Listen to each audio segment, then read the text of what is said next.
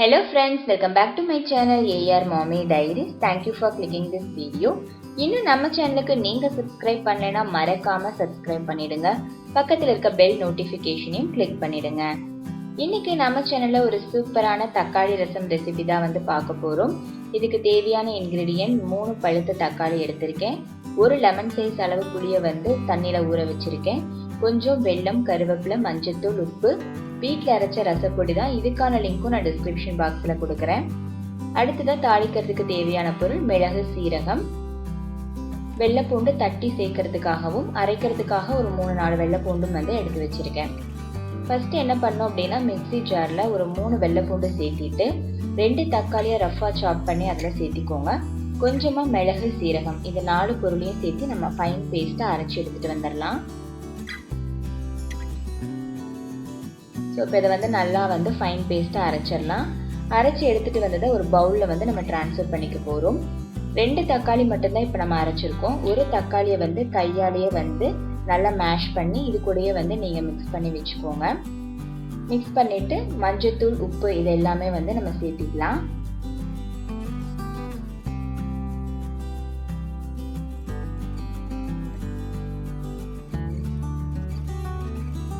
அதுலேயே அப்படியே வந்து கரைச்சி வச்ச புளியையும் வந்து ஆட் பண்ணிக்கலாம். நம்ம தக்காளியோட கண்டென்ட் அதிகமாக இருக்கனால புளியோட கண்டென்ட்டை கம்மி பண்ணிக்கோங்க.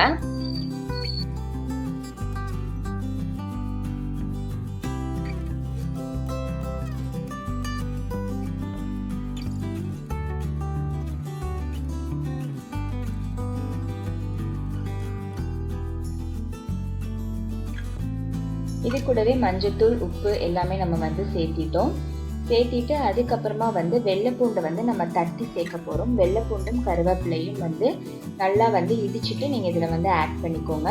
இது நல்ல ரசத்துக்கு ஒரு சூப்பரான ஃப்ளேவர் கொடுக்கும். ஸோ இது எல்லாத்தையும் வந்து இதில் சேர்த்து நல்லா வந்து கலந்து விட்டுக்கலாம். ஒரு பச்சை மிளகாய் வந்து சும்மா லைட்டாக மட்டும் இடித்து சேர்த்திருக்கேன். விதையெல்லாம் வந்தால் ரொம்ப காரமாக இருக்கும்னு, அதனால ஒரு பச்சை மிளகாவை லைட்டாக இடித்து சேர்த்திக்கோங்க. 1 டேபிள் ஸ்பூன் அளவுக்கு நான் ரசப்பொடி ஆட் பண்ணிக்கிறேன். இப்போ இந்த பச்சை மிளகாயை வந்து இடித்து இதோட சேர்த்திக்கிறேன்.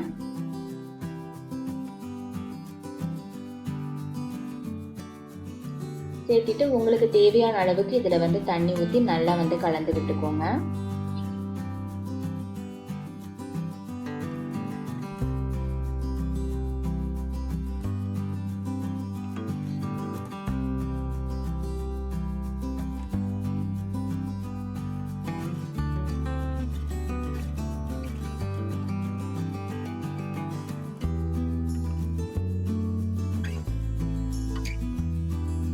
அடுத்ததாக ஒரு பேனில் ஆயில் ஊற்றிட்டு கடுகு, உளுந்து, கருவேப்பிலை, வரமிளகாய் இது 4 பொருளும் போட்டு தாளிச்சுக்கலாம். கொஞ்சமாக வந்து பெருங்காயத்தூள் சேர்த்திக்கோங்க. பெருங்காயத்தூள் சேர்த்துன உடனே வந்து நம்ம கலந்து வச்சுருந்த மிக்சரை வந்து இதில் கலந்துடலாம், இல்லைன்னா அது தீஞ்சு போயிடும். ஸோ அது வந்து நல்லா கலந்துக்கலாம். அடுத்ததாக இதுலேயே வந்து கொத்தமல்லி தழையை வந்து மேலே வந்து போட்டுக்கிறேன்.